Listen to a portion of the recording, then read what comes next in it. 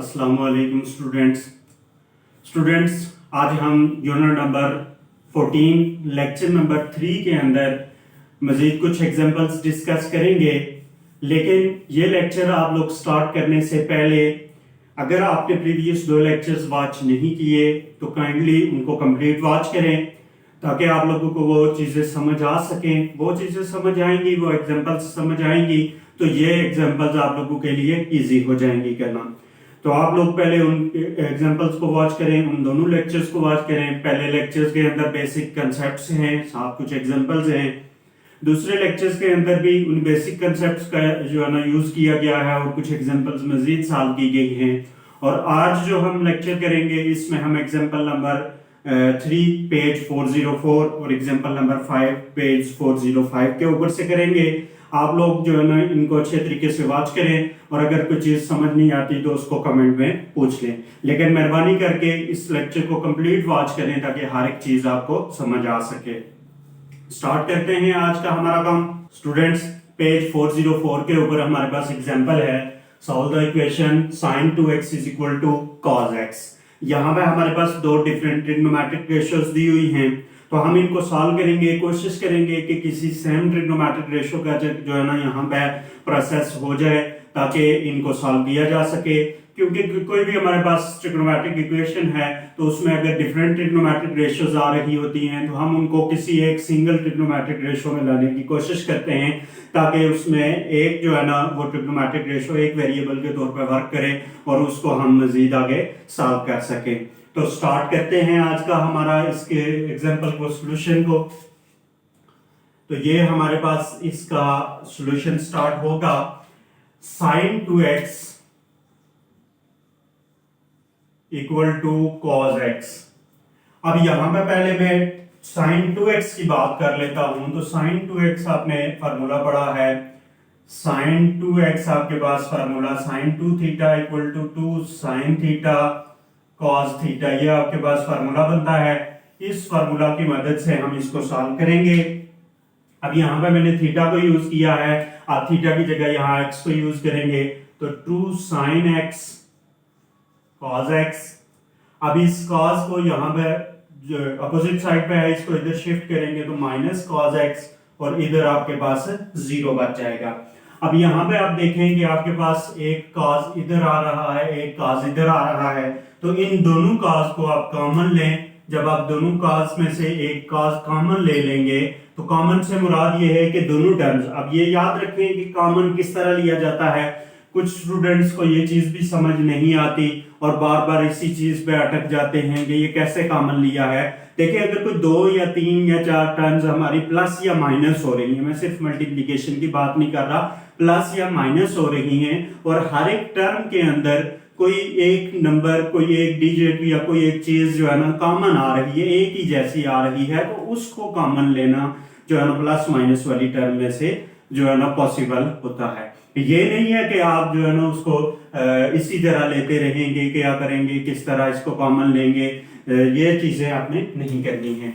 तो यहाँ पे आप जब इसको कॉमन लेंगे तो 2 sin x माइनस 1 कैसे बचा, इधर से 2 sin x तो ये cos x हमने कॉमन लिया, यहां से भी cos x कॉमन लिया तो इसकी जगह 1 बच जाएगा इज इक्वल टू 0।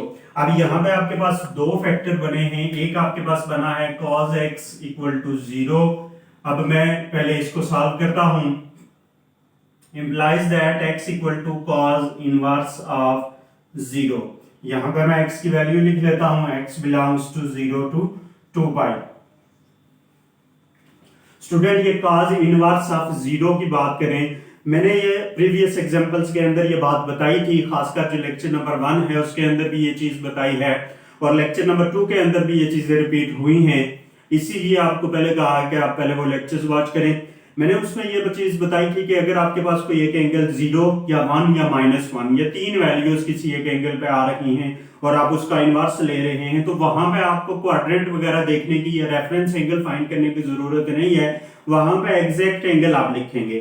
किस किस एंगल के ऊपर, दो एंगल्स हैं जिनके ऊपर वैल्यूज आपके पास इनकी जो है ना 0 या 1 या -1 आती हैं, तो आप वो दोनों एंगल्स उठा के लिखेंगे। cos इनवर्स ऑफ 0 आपके पास आ जाता है पाई बाई 2 90 डिग्री के ऊपर। और आ जाता है पाई बाई 3 पाई बाई 270 के ऊपर, मतलब cos इनवर्स ऑफ 0 to 2 पाई के दरमियान ये दोनों वैल्यूज आती हैं। 0 से 360 के दरमियान ही 90 और 270 आपके पास आ रही है। उसके बाद आप यहीं से जनरल वैल्यू लिखें, 2 pi is the period of cos x, so general values of the angles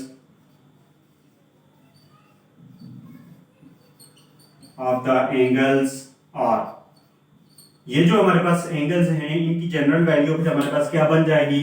अब पाई बाई 2 है तो इसमें जनरल वैल्यू आपने ऐड करनी है 2n पाई, और अगर 3 पाई बाई 2 है तो इसमें आप जनरल वैल्यू ऐड करेंगे 2n पाई। यहाँ पे जो n है ये आपके पास बिलोंग्स टू इंटीजर्स आ जाएगा। स्टूडेंट ये हमारे पास इन एंगल्स की जनरल वैल्यूज हमने फाइंड कर ली हैं। अब हम मूव करते हैं नेक्स्ट स्टेप की तरफ कि मैंने यहाँ पे पहले इस cos को लिया था, अब मैं इस वैल्यू को लूंगा। जब इस वैल्यू को हम लेंगे तो हमारे पास आ जाएगा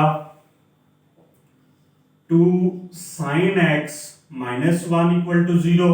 1 को उधर शिफ्ट करेंगे तो 2 sin x equal to 1 implies that 2 को भी उधर डिवाइड कर दो तो sin x equal to 1/2 implies that, अब यहां से आगे आपने रेफरेंस एंगल फाइंड करना है तो आप यहां पे इसको रेफरेंस एंगल के लिए मेंशन कर दो।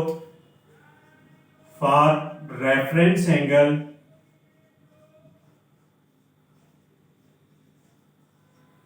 अब यहां पे रेफरेंस एंगल का जिक्र क्यों किया है, क्योंकि मैंने कहा था 0, 1 या -1 के ऊपर एग्जैक्ट एंगल्स आते हैं, वहां पर रेफरेंस एंगल की जरूरत नहीं है। बाकियों को हमने उसी तरीके से सॉल्व करना है जिस तरह हमने पेज नंबर 401 की फर्स्ट एग्जांपल को सॉल्व किया था।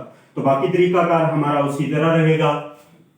हम रेफरेंस एंगल लेंगे तो x equal to sine inverse of 1/2 implies that x equal to sine inverse of 1/2 जो है जब आप उसकी वैल्यू लेंगे तो आपके पास 30 डिग्री आएगा, और 30 मल्टीप्लाई बाय पाई बाय 180 करेंगे तो पाई बाय 6 आ जाएगा।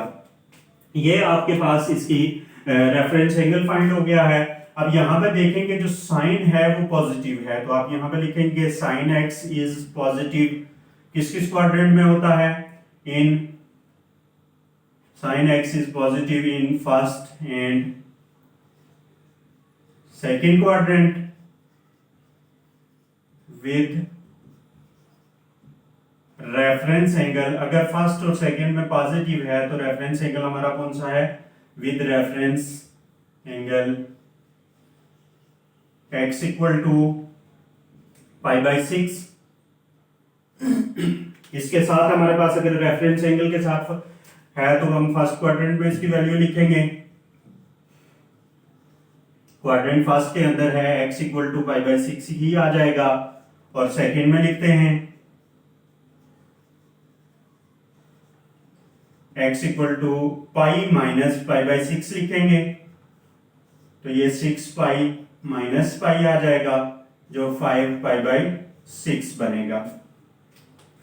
अब स्टूडेंट इनकी आपने जनरल वैल्यूज लिखनी है तो जनरल वैल्यूज के लिए आप लिखेंगे as 2 pi is the period of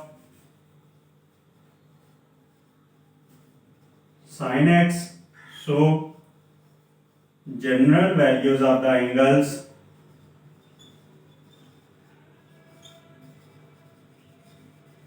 are, same बातें रिपीट की हैं, पीरियड इसका लिखा sin x का। अब जनरल वैल्यूज जब हम लिखेंगे तो यहां पे आप देखेंगे पहला एंगल हमारे पास पाई है तो पाई बाई 6 में आप 2n पाई ऐड कर देंगे, और दूसरा एंगल आपके पास 5 पाई बाई 6 है तो 5 बाई 6 में भी आप 2n पाई ऐड कर देंगे, और n जो है वो बिलोंग्स टू इंटीजर्स रहेगा। स्टूडेंट ये भी जनरल वैल्यूज हमारे पास फाइंड हो गई हैं, ये भी। अब ये दो अलग अलग तरीके से इसलिए फाइंड की कि ये हमारे पास जो इसका आ रहा था रूट वो डिफरेंट था, और ये जो रूट बना था ये डिफरेंट था, तो दोनों रूट्स की मदद से हमने उसको सॉल्व किया है। अब हम इसका सॉल्यूशन सेट लिख लेते हैं।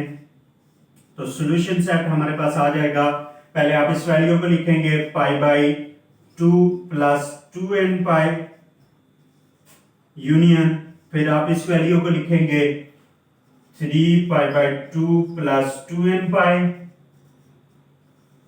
फिर आप तीसरी वैल्यू ये लिखेंगे π/6 प्लस 2n पाई,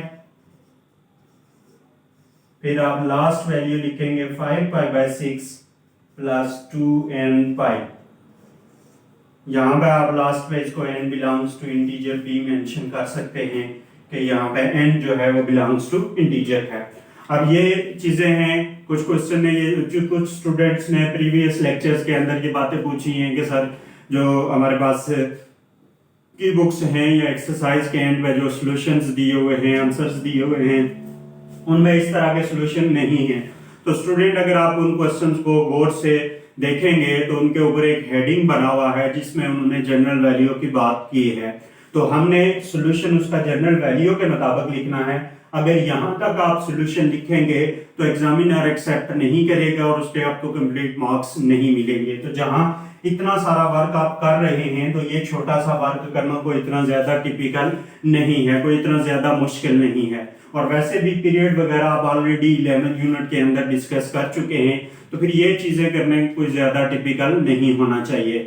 तो आपके सामने है ये एग्जांपल नंबर 3, आप इसको एक लुक देख सकते हैं। अगर कोई मसला है तो आप उसको कमेंट में मेंशन करें, इंशाल्लाह मैं उसको क्लियर करूंगा। लेकिन मैं फिर से कह रहा हूं, आप इस लेक्चर को कंप्लीट वॉच करें ताकि ये चीजें आपको समझ आ सके, और प्रीवियस लेक्चर्स को भी वॉच करें ताकि ये चैप्टर आपके लिए कंप्लीट हो सके। छोटा सा चैप्टर है तो इसकी सारी चीजें आपको प्रिपेयर करनी पड़ेंगी ताकि हर एक चीज क्लियर हो सके, ऑब्जेक्टिव भी, शॉर्ट क्वेश्चन भी आपके इसमें से क्लियर हो सके।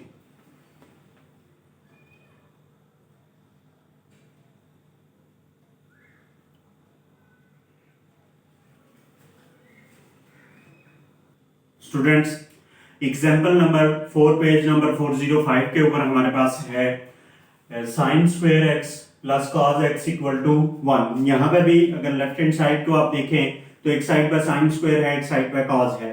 तो जहां पे कॉस या साइन में से किसी एक का स्क्वायर आ रहा हो और एक बगैर स्क्वायर के हो, तो उस क्वेश्चन को सॉल्व करना इतना ज्यादा टिपिकल नहीं होता।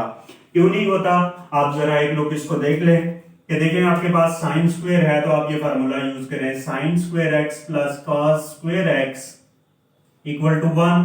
यहाँ पे आप साइन को रहने दें, कॉस की वैल्यू लिखें, तो sine square x equal to cos को आप उस साइड पे शिफ्ट करेंगे तो 1 माइनस कॉस स्क्वायर एक्स आपके पास ये इसकी फॉर्म बन जाएगी।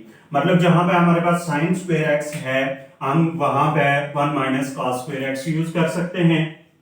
तो आप इसका सॉल्यूशन देखें, sine square x plus cos square x cos x equal to 1।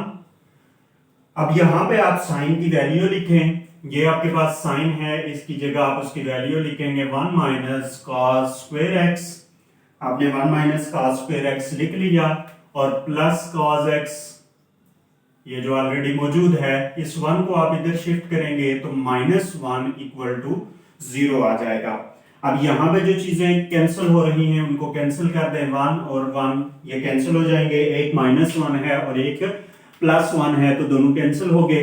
आपके पास जो टर्म्स बच गई वो बच गई हैं, एक cos square cos x positive है पहले लिख ली, minus cos square x negative है इसको बाद में लिखा, इक्वल टू 0 आ गई।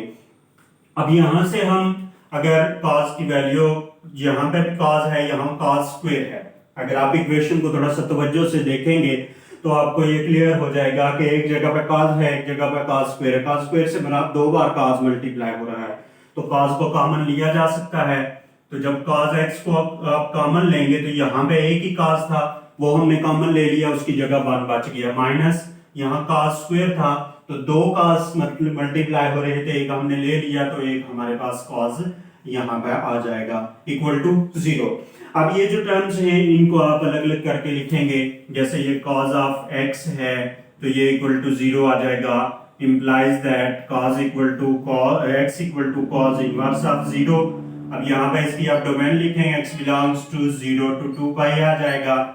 और अब आगे इसके आप एंगल्स लिखें, तो अभी हमने प्रीवियस एग्जांपल में ये चीजें डिस्कस की हैं कि 0 के ऊपर cos की वैल्यू π/2 और 3π/2 आती है,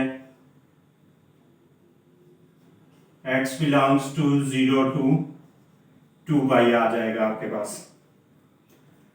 उसके बाद स्टूडेंट इसकी जनरल वैल्यू में नहीं लिखता। क्यों नहीं लिखता? क्योंकि यहाँ पे 1 माइनस cos x है, तो दोनों की जनरल वैल्यू हमारे पास सेम आ जाएगी, इसके पीरियड सेम आ जाएगा, इसलिए मैं इकट्ठी इनकी जनरल वैल्यू लिखूंगा। तो यहाँ पे मैं पहले दूसरी टर्म लेता हूं, यहाँ 1 minus cos x equal to 0, minus cos को उधर शिफ्ट करेंगे तो 1 is equal to cos x positive हो जाएगा। अगर आप इसको इस तरह सॉल्व करते हैं कि cos को इधर शिफ्ट करते हैं तो x equal to cos inverse of 1 आ जाएगा। अब cos इनवर्स, अब जैसे cos इनवर्स ऑफ 0 की वैल्यू आपके पास एग्जैक्ट एंगल्स हैं, इसी तरह cos इनवर्स ऑफ 1 की वैल्यू भी आपके पास एग्जैक्ट एंगल्स आ जाएंगे। x इक्वल टू, यहां पर मैं इसकी लिख देता हूं x बिलोंग्स टू 0 to 2 पाई। अब यहां पे आप इसकी वैल्यू अगर देखें तो 0 के ऊपर और 2 पाई के ऊपर 1 वैल्यू देता है cos, तो हमने इनकी यहां पे इनकी वैल्यूज लिख ली हैं। स्टूडेंट मैं इनके पीरियड को यहां पे जो है ना मेंशन करूंगा as 2 pi is the period of cos x, so general values of the angles are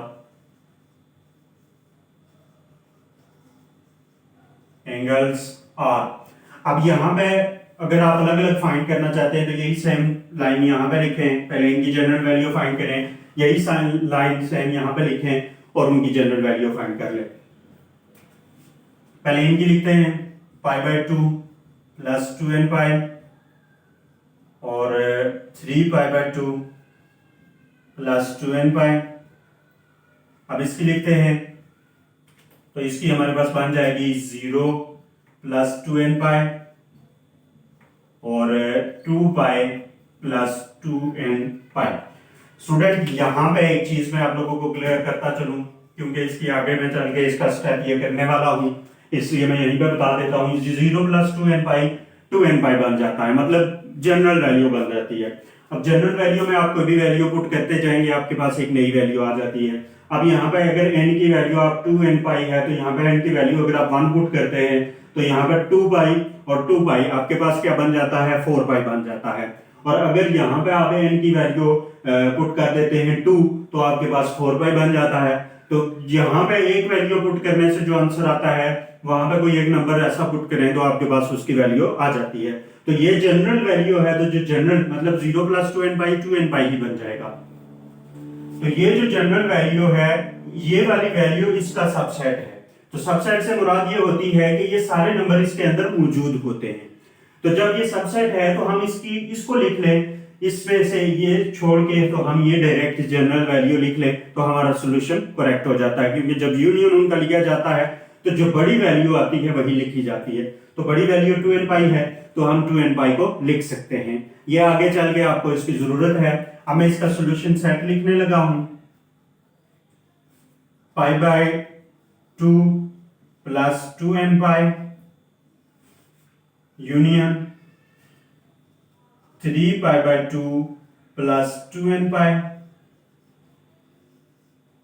union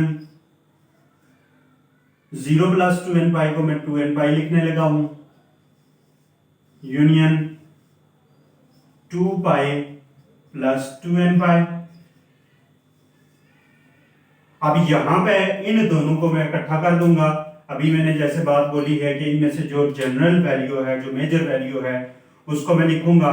तो जनरल वैल्यू यहां पे आप देखेंगे सॉल्यूशन सेट जो आपके पास सिंप्लीफाई होके आएगा 2n पाई यूनियन 3π/2 प्लस 2n पाई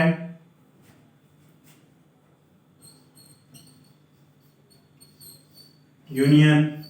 अब यहां पे जो बड़ी वैल्यू है 2n पाई बड़ी वैल्यू है, आप उसको लिख लें, क्योंकि यूनियन के अंदर आपने ये सेट्स में चीज पढ़ी होगी कि जो बड़ा सेट होता है यूनियन में वही उसका सॉल्यूशन आ जाता है, वही कंप्लीट सेट आ जाता है अगर ये वाली वैल्यू उसके अंदर मौजूद हो। मतलब दूसरे सेट वाली वैल्यू अगर पहले वाले सेट में मौजूद है तो जो बड़े वाला सेट होगा वही आ जाएगा, और अगर दोनों डिफरेंट है तो फिर उनको कंबाइन करके लिख लिया जाता है। स्टूडेंट ये हमारे पास एग्जांपल नंबर 4 पेज नंबर 405 के ऊपर थी, जिसको हमने डिस्कस किया। मैंने अपनी तरफ से पूरी कोशिश की कि इसको जितनी डिटेल हो सकती है आपके साथ शेयर की जाए। उम्मीद करता हूं कि ये चीजें आपको समझ आई होंगी। अगर नहीं आई हैं तो आप उसको कमेंट में मेंशन करें ताकि मैं उनको क्लियर कर सकूं। आपने ये लेक्चर वॉच करने से पहले लेक्चर नंबर 1 और 2 को लाजमी वॉच करना, मैं बार बार रिपीट कर रहा हूं ताकि वो चीजें आपको समझ आ सके। वो चीजें समझ आएंगी तो ये समझना आपके लिए टिपिकल नहीं होगा। इसमें फिर चंद एक चीजें हैं, चंद एक कंसेप्ट हैं जो आपको समझने पड़ेंगे, बाकी प्रीवियस चीजें रिपीट होंगी।